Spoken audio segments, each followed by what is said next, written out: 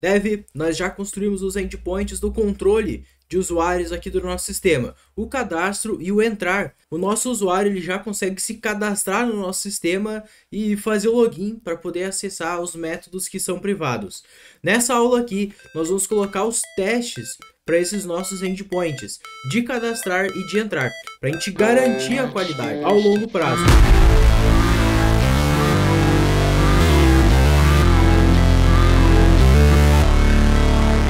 Olá, Davi! Tudo bem contigo? Eu espero que esteja tudo bem aí. Seja muito bem-vindo a mais uma aula do nosso curso de API REST em Node TypeScript. Dev, nessa aula aqui a gente vai construir os testes dos nossos endpoints de cadastro e de entrar no nosso projeto. Bom, a ideia aqui é a gente testar todo tipo de cenário possível nos nossos endpoints, deixar isso configurado para o robozinho fazer esses testes para nós. Igual a gente fez ali com cidades e com pessoas. Como a gente combinou na aula passada, eu imagino que tu já deve ter feito, já deve estar pronto aí no teu projeto e agora tu só vai conferir para ver se tu esqueceu de testar algum cenário. Então, tô contando com isso e bora lá, vamos pro código, vamos ver como é que tá ficando, né? Dev, graças a vocês aí desse lado, que meu canal aqui no YouTube ele conseguiu atingir mais de 1000 inscritos. E com isso eu consegui habilitar aqui embaixo o botãozinho de Seja Membro, que é uma forma que vocês aí desse lado têm de poder me ajudar aqui e incentivar ainda mais o meu trabalho. Então, eu ficaria muito feliz se tu considerasse a ser membro aqui do canal. Dev, já tô aqui na página do meu canal e não te esquece, se inscreve aqui no canal e ativa o sininho para tu receber todas as notificações quando novos vídeos, né, novas aulas forem saindo aqui no YouTube. E claro, dá um like nesse vídeo aqui para incentivar, né, o YouTube a divulgar o nosso conteúdo para mais pessoas. Vou fechar essa aba aqui, não nos interessa mais. E agora sim, Dev, olha só.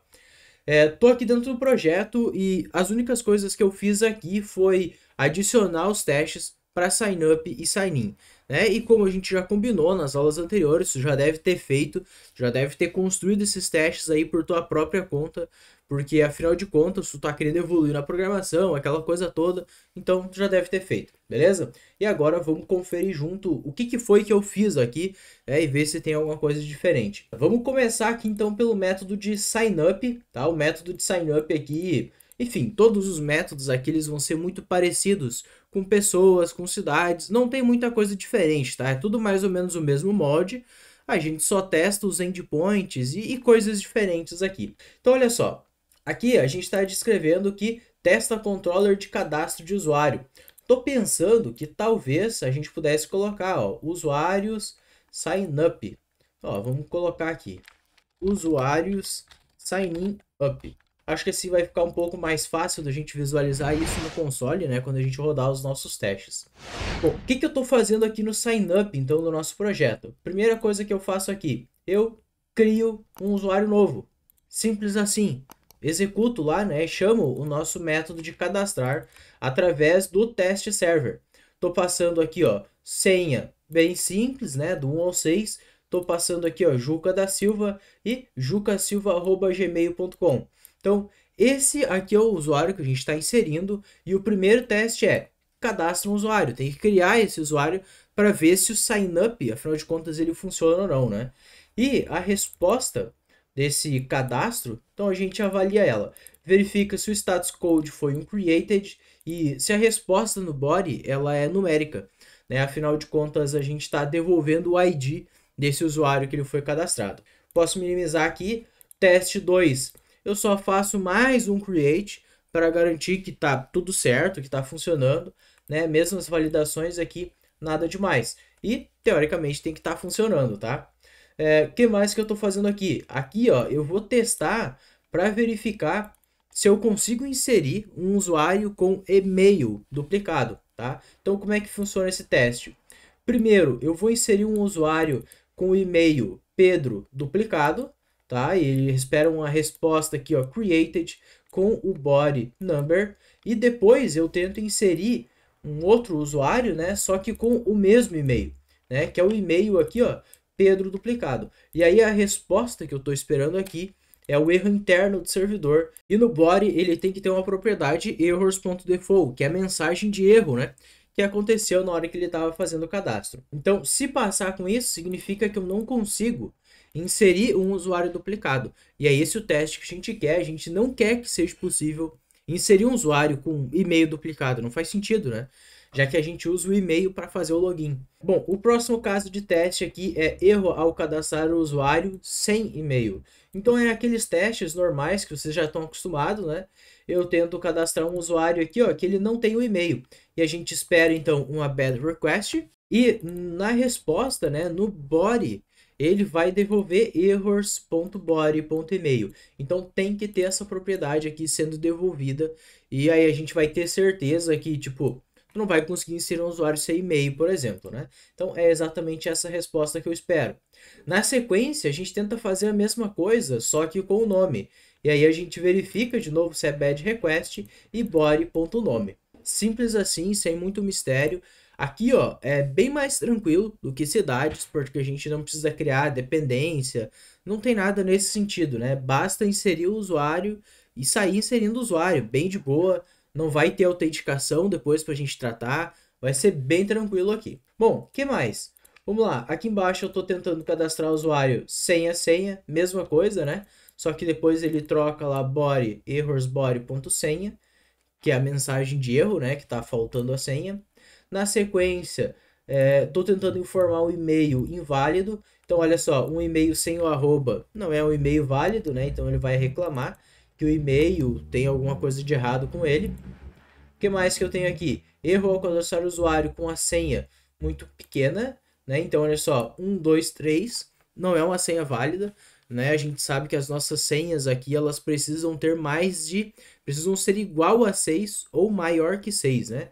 Então, vai dar errado aqui também. E a gente verifica se tem mensagem para senha. Se tiver mensagem para senha é porque tá tudo certo. Beleza, e o último caso de teste que a gente tem aqui é a gente tenta cadastrar um usuário com um nome muito curto, né? O nosso caso aqui, o nome, ele também tem uma quantidade mínima de caracteres, que é 3. Então tem que ter pelo menos 3 caracteres. E nesse caso a gente coloca body.nome, né?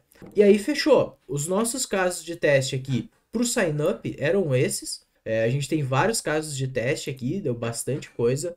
Então verifica aí se tu fez todos esses testes também.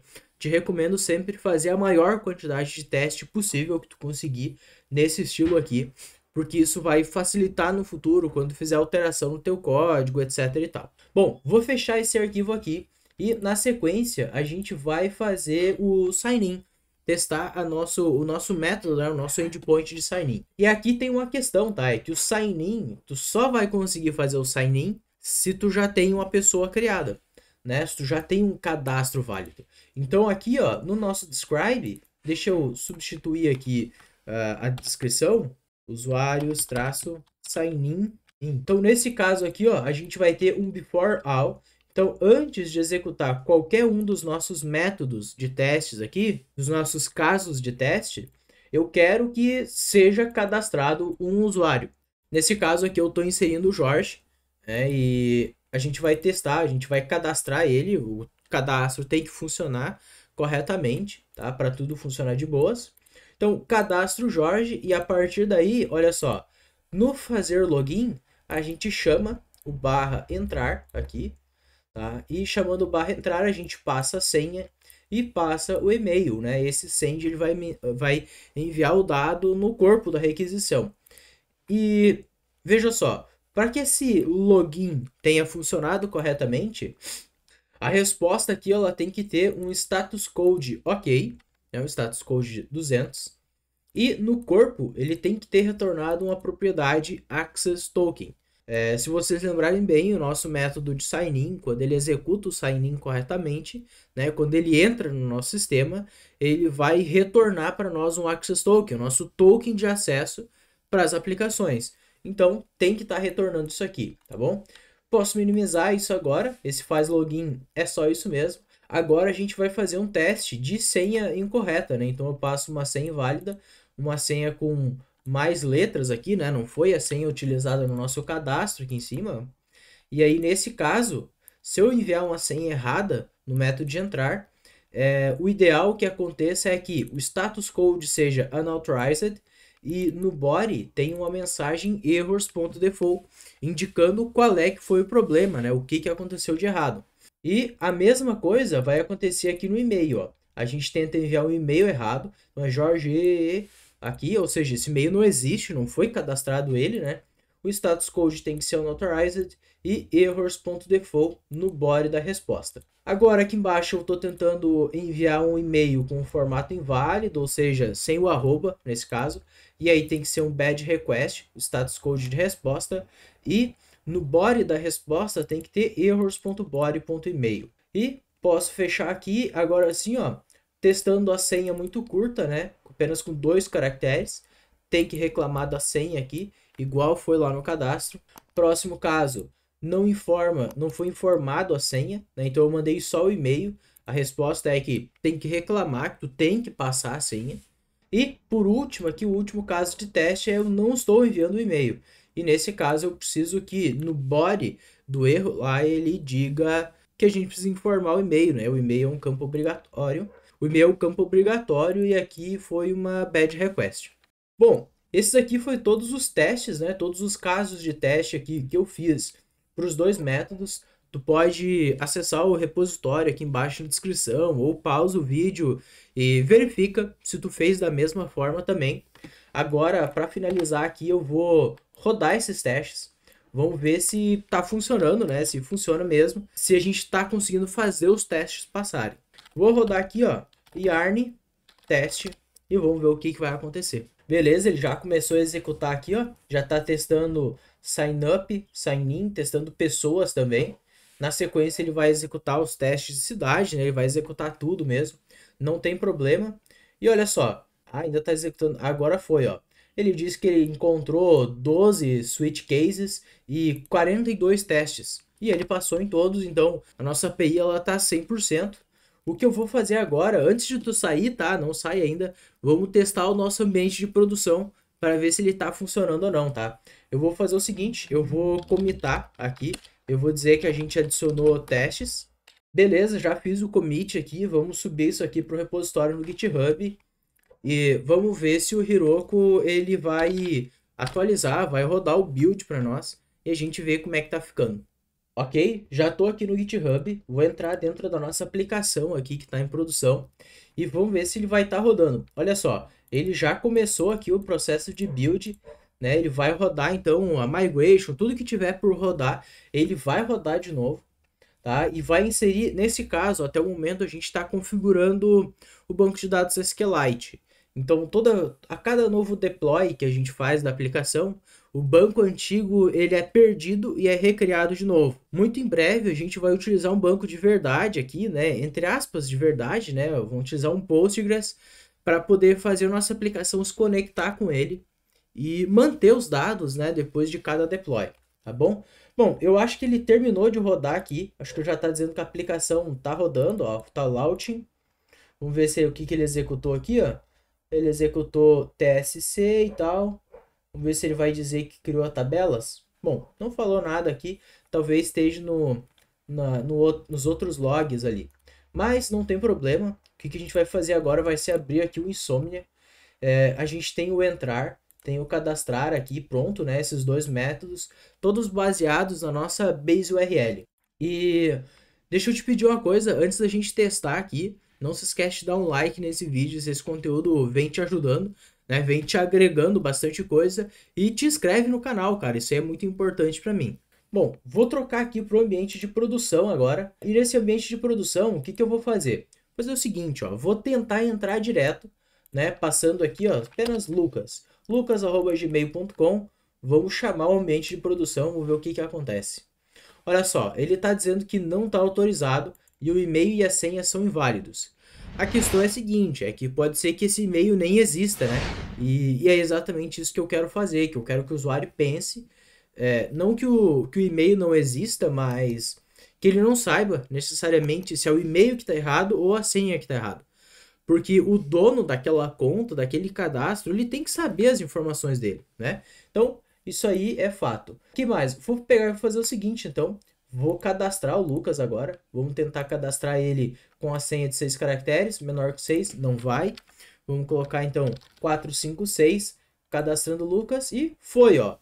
Chamando agora para o base URL de produção, para nossa aplicação que está lá no Heroku. Então ele já subiu a aplicação, já está tudo funcionando, tabela, banco, etc e tal. Vou fazer o seguinte, vamos tentar logar agora para ver se ele vai retornar o nosso token de acesso, né? Vou fazer um send e aqui tá. Já está retornando o token. Se eu passar uma senha incorreta, ele vai dizer que o e-mail ou a senha são inválidos. Então, tá muito top a nossa aplicação. Me conta aí, Dev, nos comentários o que tu tá achando dessa aplicação, tá curtindo, tá te ajudando aí, tá te esclarecendo essas dúvidas? A minha intenção aqui era te esclarecer o máximo de coisas possível sobre como desenvolver essas aplicações, né? Desenvolver um app de back-end simples, mas do zero. Do zero até alguma coisa bem apresentável que a gente pudesse colocar de fato em produção ou até mesmo para tu colocar no teu portfólio aí e mostrar para, enfim, quando tu for para uma vaga de emprego, tu chega pro cara e diz, olha, eu tenho essa aplicação aqui, ela tem login, tem testes, tem migration, tem todo tipo de coisa aqui de frescurite legal e tal, que vai me ajudar, que vai ajudar enfim, a impressionar aí o recrutador, né, e quem tá te entrevistando para tua vaga de emprego. Então, por essa aula era isso. Na próxima aula a gente vai começar uma próxima etapa aqui, que é a parte de pormenores, né? Pormenores, entre aspas, porque a gente vai começar a ver questão de criptografia de senha, JWT, conexão com o banco de dados Postgres de fato, né? O nosso banco de produção ali, o banco real. Então, a próxima aula aí ela vai ser bem interessante. A gente vai começar a tratar bastante coisa legal. Beleza? Teve, a gente se vê na próxima aí. Valeu!